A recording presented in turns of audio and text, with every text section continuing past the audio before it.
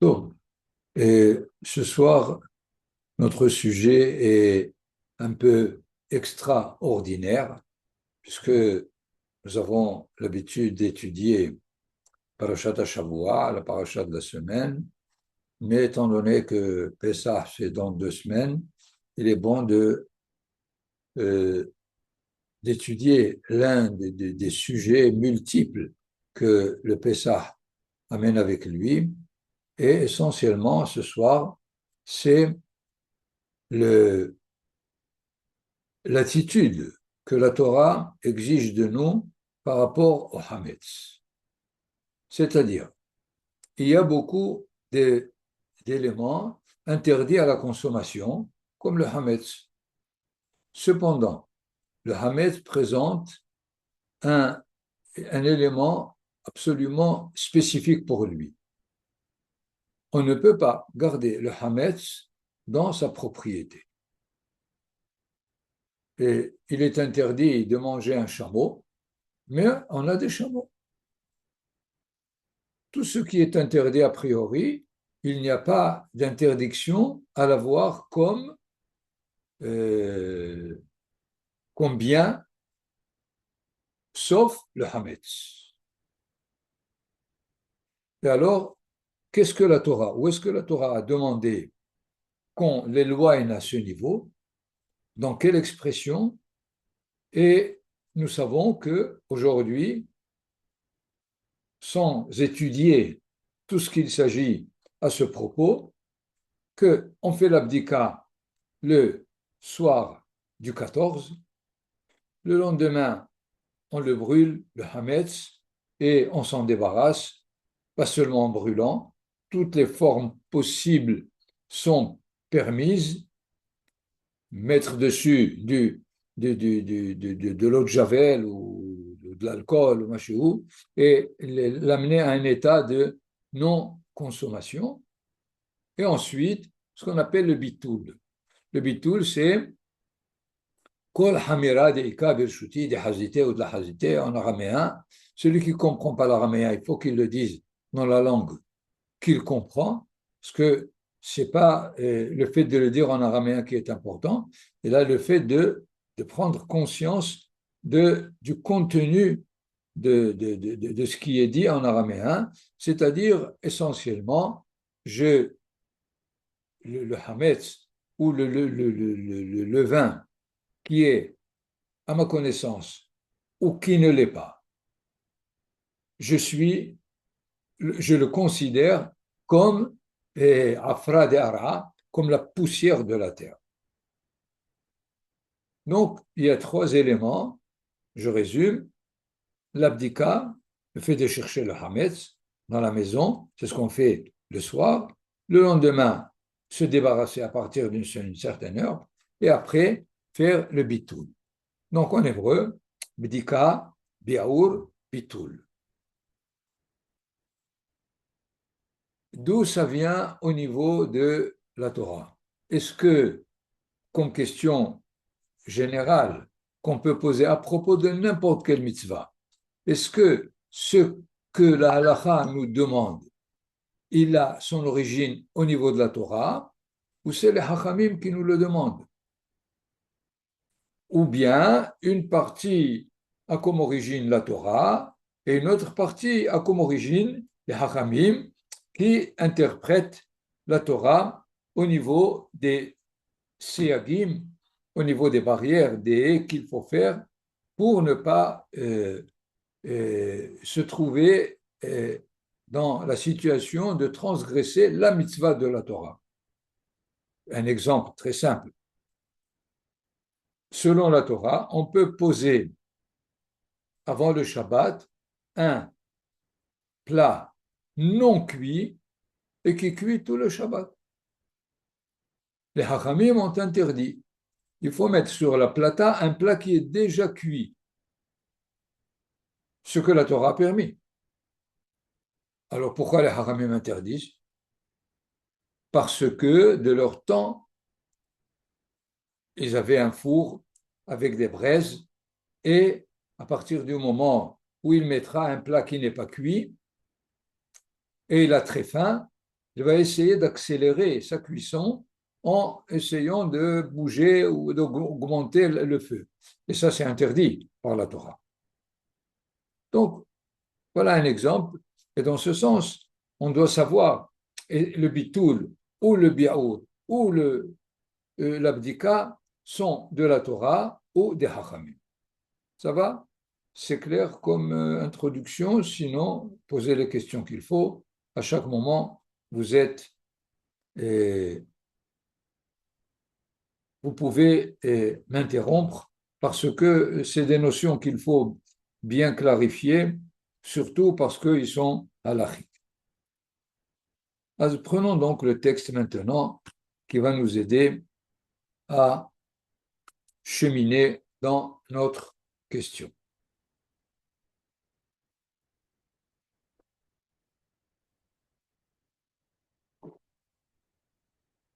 Donc le premier texte, c'est celui qui a été dit à Moshe Rabbeinu le premier Nissan en Égypte, où déjà il demande à Israël le 10 de Nissan de prendre un veau pour le préparer pour le soir du 15 Nissan. Et à ce propos, la Torah, dans le chapitre, je crois, 12 de Ken, 12 de Shemot, il leur dit Ve'achelu et abasar balayla hazeh, tseli esh umatzot, al merorim yochelu. Que le veau, le plat de Pessah sera consommé alors qu'il est tsli esh, c'est-à-dire pas cuit dans un liquide, mais j'ai oublié la traduction de tzli, tzlot, ça veut dire grillé, avec les matzot et avec le marron. Voilà que la Torah ne nous annonce même pas l'interdiction du hametz. Ce qui est d'abord important, c'est la consommation des matzot. Et plus tard, du verset 8 au verset 15, Shivat yamim matzot ochelu. 7 jours, vous consommerez les matzot. Ah, cependant, Bayom Arishon, tashbitu seor mi batechem. Vous ferez cesser le levain de votre maison. Kikol ochel hametz, tout celui qui consomme le hametz, minichreta nefeshahi mi Israël, miyom arishon ad yom hashevei. Cette personne qui mange le hametz sera retranchée de la collectivité d'Israël du premier jour au 7e jour. Donc, la Torah nous demande de façon affirmative de faire cesser le hametz à la limite. Seor et hametz, c'est pas la même chose, mais c'est la même interdiction.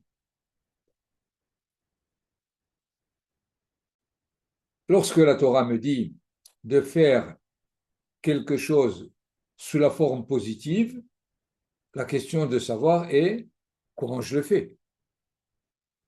S'il me disait ne n'aie pas dans ta possession le hametz, alors je jette tout le hametz et je ne l'ai pas dans ma possession. Mais lorsque il me dit tashbitu, vous ferez cesser. Vous avez à peu près le même exemple au niveau du Shabbat. Le Shabbat nous dit Kol melacha lo ta'asu.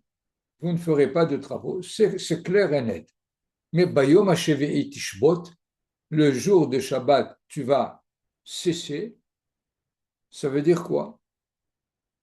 Ne rien faire, mais c'est déjà dit dans L'Ota'ase Kol Melacha. C'est ce que nous avons aussi ici à propos des Hametz. Il n'y a pas, comme nous le verrons immédiatement dans le paragraphe 3, au verset 19 du même chapitre, c'est-à-dire nous sommes encore le premier Nissan de la première année de la sortie d'Égypte. Shivat Yamim, Seor lo imatse bevatechem. 7 jours, le Hametz ne sera pas trouvé dans vos maisons. C'est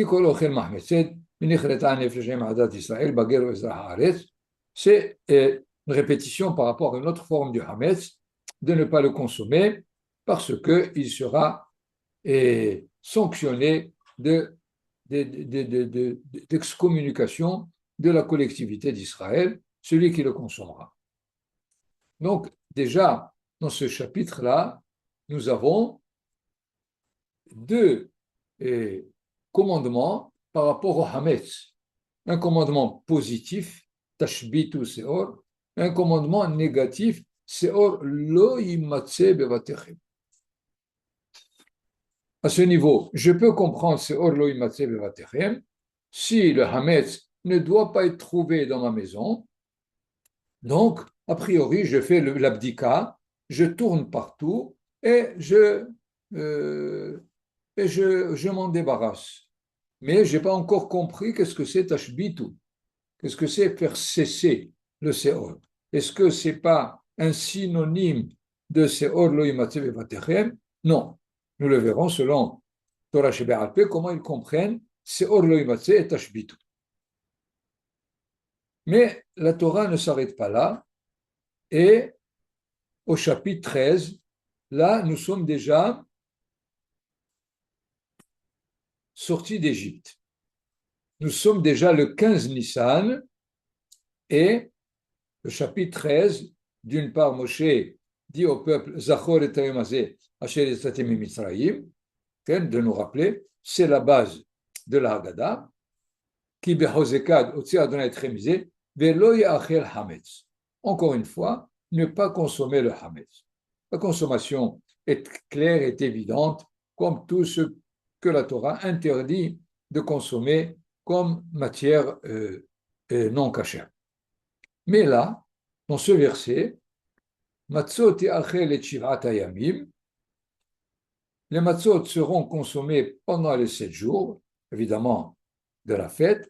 Velo yera'e lecha hametz, velo yera'e lecha seor bechol gevulecha. Tout à l'heure, on a dit seor lo yimatse, on ne trouvera pas. Mais là, tu ne dois pas, le hametz ne doit pas être vu, ni la levure, ni le levain, bechol gevulecha, dans tout ton domaine. Gevulecha, c'est beaucoup plus que mibatechem, que de vos maisons. La maison, c'est finalement une propriété bien définie, bechol gevulecha, de toutes tes frontières. Les frontières de tout Israël, de quoi il s'agit? Aussi, lo yira'eh lecha hametz. Pourquoi la Torah insiste? Il ne soit pas vu de toi, pour toi. C'est sûr que lorsqu'elle dit lo yira'eh hametz, elle me parle. Et là, la loi orale me dit qu'on veut insister sur la limite de cette interdiction, shelcha, qu'il nous dit lo yira'eh shelcha. Le hametz à toi ne sera pas vu. Quelle est finalement la conséquence? Je peux voir le hametz qui ne m'appartient pas.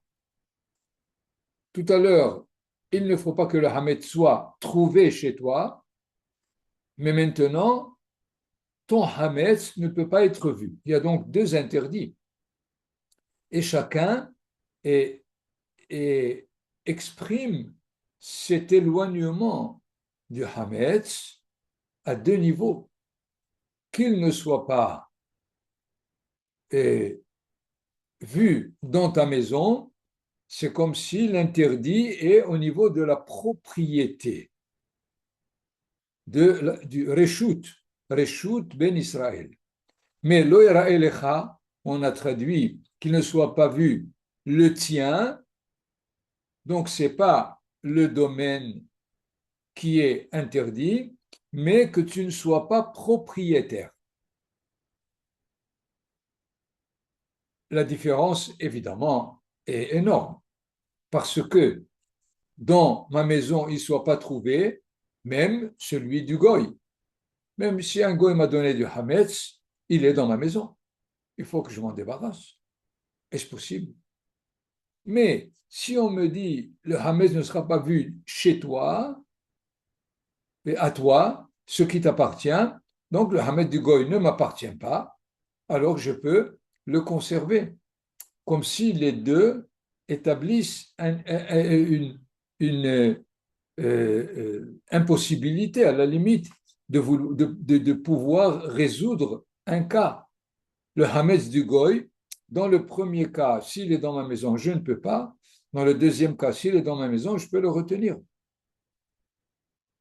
Essayons de vite fermer ce contraste, si on peut dire, des deux textes. Il est plus interdit au niveau du deuxième, de lo yara'e lecha hametz. Shelcha i ataroe. Le tien, tu ne peux pas le voir, mais celui du goy, tu peux le voir.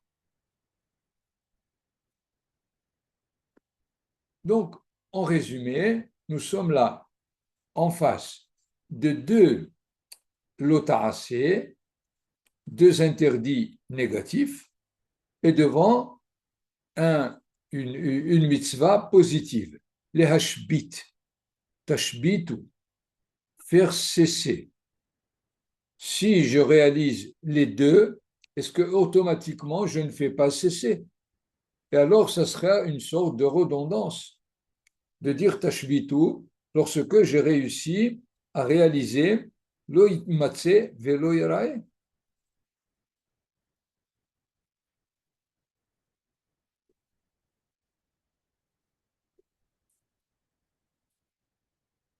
C'est pour cela que lo yarae velo itmatse, c'est évident que ça me demande de chercher dans la maison et de faire sortir s'il y a du Hametz dehors. A priori, à ce niveau, Bdikat Hametz serait par la Torah, puisque c'est de cette façon qu'il ne sera pas vu. Si vraiment je n'ai pas de Hametz, je n'ai même pas besoin de Bdika. Donc, la Bdika à ce niveau, par les Hachamim, demande même si je sais que je n'ai pas de Hametz, là où j'ai l'habitude d'avoir de Hametz, il faut faire l'abdika. Mais nous n'avons pas encore résolu le problème de Tashbitu. Alors, essayons de voir d'abord la Mishnah qui dit Or le arba'a asar benissan bodkim et hametz le or haner. C'est-à-dire, selon la Mishnah, on ne commence la propreté de Pessah au niveau du Hametz que le soir du 14. Donc, tout ce qu'on fait un mois avant, il y a ceux qui font même 2 mois avant, c'est eux qui ont décidé de le faire. La Torah, les Hachamim n'ont pas du tout demandé que l'on commence le ménage de Pessah 1 mois ou 2 mois avant. Or, le Arba'asar, Bodekim et Hamet, le Oraner. Si on a le temps, on verra pourquoi les Oraner. Ou Kol Makom, she'en machnisim bo Hametz, en tsarich bedika. Clair et net. L'endroit où on n'a pas l'habitude de mettre le Hametz, en tsarich bedika. Tu n'as pas besoin de faire, par exemple, les bibliothèques. Sauf ceux qui mangent en étudiant, alors là, il y a le risque. Mais celui qui sait qu'il n'a jamais pris un livre alors qu'il prend son thé ou son repas, n'a rien à faire avec les bibliothèques. C'est sûr. Vous le voyez. On ne dit pas que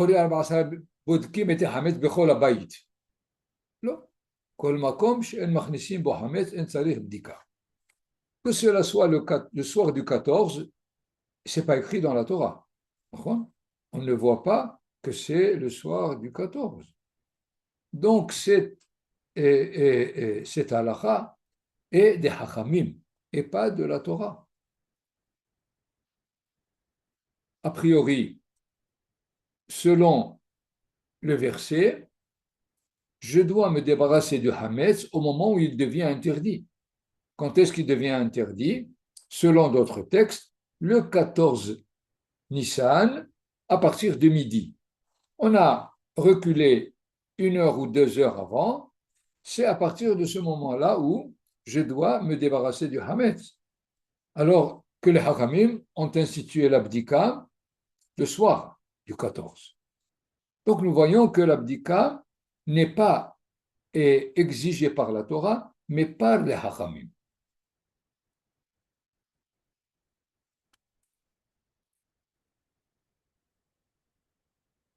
Prenons une Mishnah assez intéressante à propos de ce Hametz qui nous dit Aolech lishchot et pisho. Celui, c'est du temps où le Beth Amikdash était construit, tout le monde allait au Beth Amikdash pour préparer le Korban Pesach. Velamul et Beno, il est parti pour faire une circoncision à son fils, qui peut-être était dans une autre maison que là où il est. Les Echos Odat Yerusin, de participer à la Souda du mariage, Bevet Hamiv, dans la maison de son beau-père. Et voilà, Nizkar Shieshlo Hametz Betoch Beto. Il s'est rappelé qu'il a du Hametz chez lui à la maison. Il n'a pas fait l'abdika, donc. Alors, que dit la halakha? S'il peut retourner et éliminer le hametz qu'il y a chez lui, hazor le mitzvato, et qu'il a le temps donc de revenir pour ce qu'il devait faire, hazor il faut qu'il retourne. Ve'imlav mevatelo belibo. Et sinon, vous comprenez, il l'annule en son cœur. Traduisons immédiatement. Qu'est-ce que c'est annuler en son cœur dans la traduction? Dire, même même pas par la parole, dire en lui-même, le hametz qui est dans l'armoire, la cuisine en haut, il est considéré pour moi comme de la poussière de la terre. Vous imaginez une armoire pleine de gâteaux et de pain, pour lui, c'est de la poussière. C'est du Lego. Et cela a suffi pour qu'il ne transgresse pas lo yarae velo imatse. Les deux interdits que nous avons lus dans le texte, il est déjà quitte. D'où est-ce que les Hachamim ont trouvé Mevatelo Belibo? Est-ce que c'est le fait que soi-même, de façon personnelle, on a décidé que le hametz que j'ai, qui est consommable, est considéré comme de la poussière de la terre, est suffisant? C'est pas dans le texte ou c'est dans le texte? Les Hachamim nous disent c'est dans le texte. Ou dans l'expression qu'on avait tout à l'heure, Tashbitu seor mi batechem. Vous ferez cesser. De quelle façon vous ferez cesser? Voilà ce que les Hachamim nous donnent comme explication. Vous considérez en vous-même que le gâteau qu'il y a dans la cuisine, c'est de la poussière de la terre. C'est tout. Vous imaginez quelle force il faut avoir pour vraiment regarder pendant Pessah un cake et dire c'est de la poussière. Nous allons voir immédiatement quelle est la position des Hachamim. Bevakasha, Alex.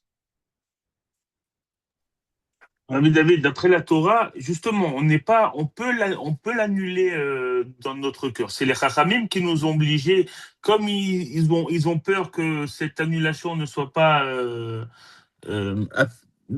fiable, ils nous ont obligés à le mettre par action, en le brûlant et en disant Kal Khamira. Ken. בוודאי, בהחלט. voilà, la Gemara le dit clairement, כיוון דבדיקת חמץ מדרבנן הוא, vous suivez, מדאורייתא בביטול בעלמא סגי. Donc, c'est clair, nous avons compris déjà que ce que les Hakamim demandent de faire l'abdika, c'est les Hakamim qui ont demandé, ce n'est pas la Torah. Qu'est-ce que la Torah a demandé? Bitul, c'est-à-dire annuler. Comment annuler? Dans ma conscience. Je considère le Hametz maintenant comme nul et non avenu. D'accord? Pas seulement ni vu ni connu, mais c'est vu et connu, et malgré cela, c'est annulé.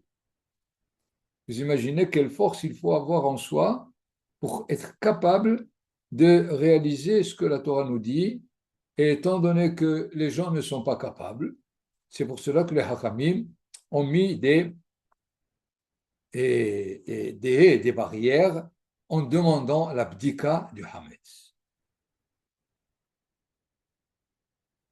Ce qui est intéressant, c'est ce que la Gemara nous dit plus tard, non pas plus tard, plus haut, hein? Non, plus tard, parce que ce qu'on a dit tout à l'heure, c'est à la page 4, et là nous sommes à la page 6 de la Gemara. Marav Yehuda Amarav Habodek Tsarich Shevatel. C'est-à-dire, celui qui fait l'abdika, il doit quand même annuler. Mais l'abdika est supérieur à l'annulation, puisqu'il a cherché, il a débarrassé tout, qu'est-ce qu'il va annuler? C'est un peu du théâtre. Si il est là et il annule, donc le fait d'annuler a une importance. Mais Habodek Tsarir Shevatel, si il a fait toute l'abdika, il faut qu'il annule. Qu'est-ce qu'il va annuler? Il n'y en a pas. Cependant, on peut faire l'abdika et en plein Pessah, on trouve du Hametz.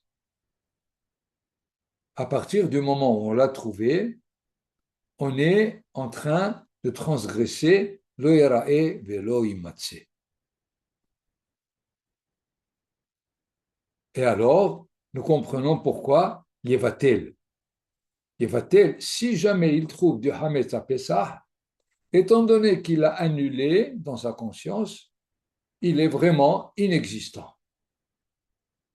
Donc nous avons pour l'instant, deux conduites importantes, et l'abdika et le bitul.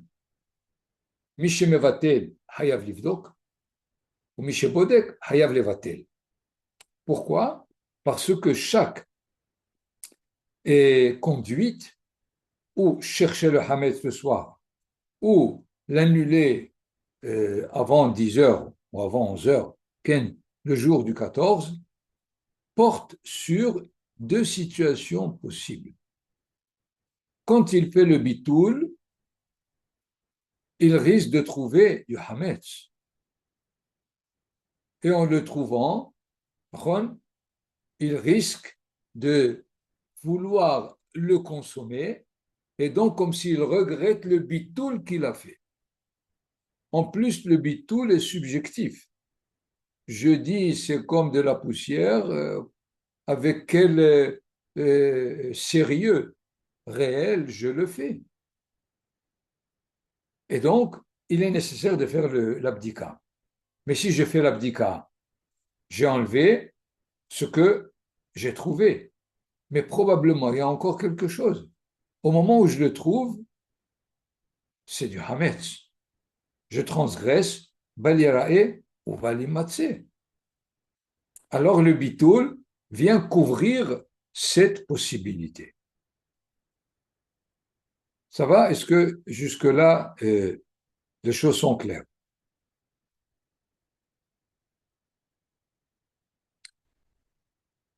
D'ailleurs, nous allons voir dans Harambam, le premier livre de Halacha, si on peut dire, le Rabbi Yitzhak Elfassi aussi a écrit Et lui, il dit explicitement la question, Mahi hashbata, hashbata zo amura batora. Qu'est-ce que c'est puisque la Torah nous a dit Tashbitu seor? Qu'est-ce que c'est que Tashbitu? Shevatel hametz belibo viachov oto ke'afar. Qu'il annule le hametz en son cœur et le considère comme de la poussière. Viasim belibo she'en birshuto hametz kelal. Et il insiste quand Rambam de dire aussi en lui-même qu'il n'a pas de hametz dans en tant que propriété, en tant qu'appartenance à lui. ושכל חמץ שברשותו, הרי הוא כעפר, וכדבר שאין בו צורך כלל. C'est pas seulement d'annuler le hametz, mais aussi bien être conscient du hametz qui est dans son domaine, dont il est lui-même propriétaire. Ça va? Donc, et je pense qu'on a au moins clarifié les trois éléments qui sont Dika,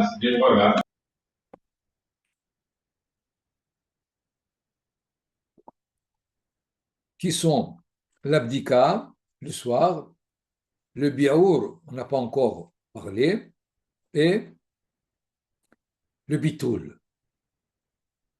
Il est évident que le biaour est, est applicable si au moment de l'abdika j'ai trouvé, je suis obligé de m'en débarrasser.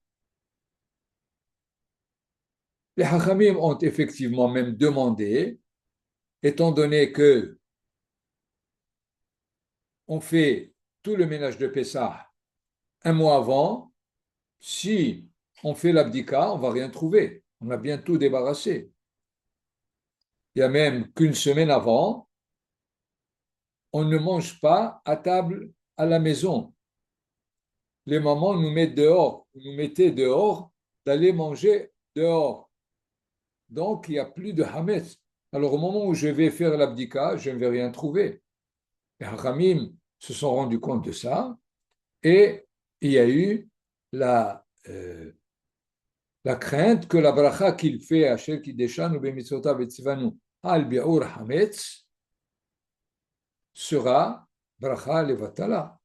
Et alors, de là vient, dans la halacha, le fait de prendre 10 petits morceaux, de les distribuer et de les trouver pour que le lendemain, on puisse les brûler et s'en débarrasser.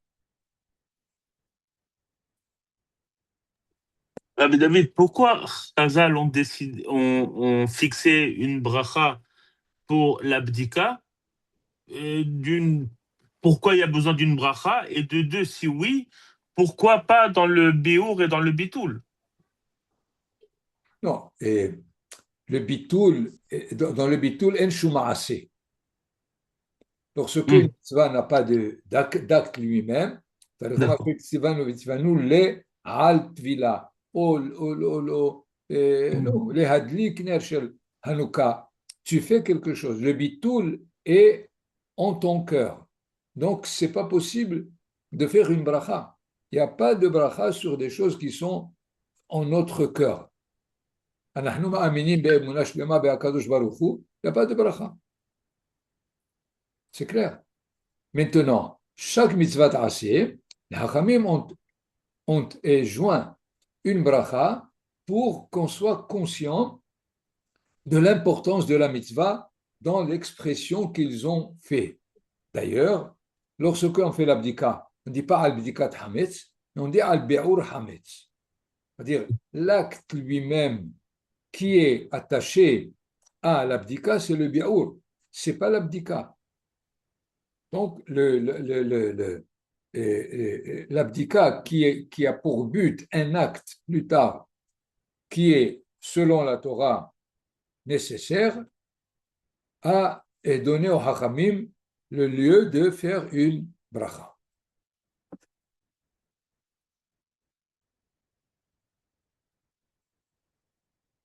Donc, voilà essentiellement les trois éléments qui, a priori, nous savons que le bitul est midéoraita, Le bi'our, lui aussi, il est mideoraita, parce que pour ne pas transgresser l'oïrae veloïmatse, on est obligé de nous débarrasser du hametz lui-même. Le fait de se débarrasser, c'est l'éva'er. Bi'our, dans la traduction, n'est pas brûler. L'éva'er, ça veut dire éliminer, dissoudre, faire que l'élément lui-même n'est plus définissable dans ce qu'il était.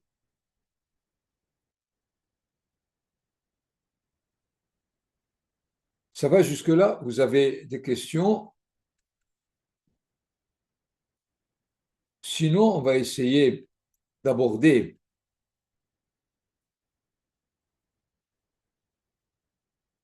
le deuxième détail que les Hachamim donnent dans la Mishnah. Vous vous rappelez, Or le Arba'asar Benissan, Bodkim et Hametz et Or Haner. Est-ce que je l'ai dit comme il faut? Je vais répéter ici. Or Bodkim et Hametz et Or Haner. Je vais le mentionner. Les Oraner, pourquoi? Tout ce qu'on on le sait, puisque d'une part l'abdika elle est midirabanan, et ensuite les Oraner. Qu'est-ce que ça exclut? Les Ora avuka. Au niveau d'une bougie et pas d'une torche. Pourquoi les Hachamim ont défini la bougie? Et là, la Gemara nous donne quelque chose d'intéressant qui fait finalement que l'abdika, elle n'est pas seulement au niveau pratique, comme dit Manitou, ce n'est pas seulement orthopraxis qu'on nous demande, mais on nous demande orthodoxe, c'est-à-dire être selon vraiment la loi, lorsque la loi résume en elle-même aussi bien le côté pratique que le côté spirituel, que tout ce que cette mitzvah renferme. D'ailleurs, nous allons être bien étonnés de la Gemara elle-même. Les oranières, Mena Hanemile. D'où est-ce qu'on sait qu'il faut le faire à la lumière d'une bougie? Amar Rav Hizda, Lamadnu Metsia mi Metsia. C'est-à-dire, qu'est-ce que la Torah nous a dit? Rappelons, c'est or lo immatse bevatechem. Le vin ne doit pas être trouvé. Alors, les Hakamim vont prendre Metsia de ce texte, lo immatse, d'un autre verset où on parle de Metsia. Oui, on n'est pas arrivé encore à la bougie. Ah non, non, c'est vrai. Metsia mehipus. On va prendre maintenant ce verset avec un verset où il est dit chercher. Et vehipus mehipus. Vehipus minerot. Venerot miner. Vous voyez tout le chemin que les Hachamim vont faire. Metsia mi Metsia. Ensuite, Metsia mehipus. Hipus mehipus. Hipus minerot. Venerot miner. Allez. Shlavim leat leat. Metsia mi Metsia. Ketivacha shivat yamim seor lo imatse bevatechem. Ça, c'est le verset qu'on a rencontré au début. Urti vayhapes bagado lehel uvakaton kila vaimatse. Ah, il est dit, vous vous rappelez, lorsque Yosef leur a mis sa coupe dans la valise de Binyamin, et ensuite il les a poursuivis, et il est écrit Vaihapes.